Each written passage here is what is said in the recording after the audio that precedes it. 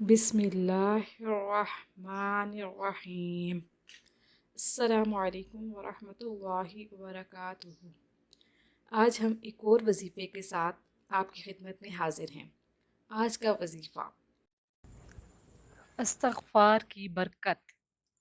استغفر اللہ العظیم۔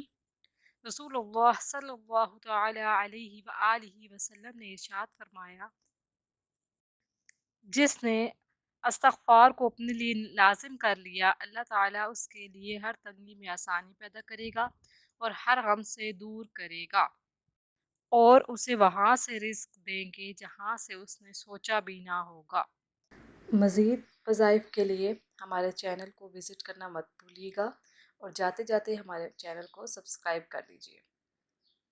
اللہ پاک ہم سب کو ان وظائف پر عمل کرنے کی توفیق عطا فرمائے۔ ہمیں اپنی دعاؤں میں یاد رکھیے گا۔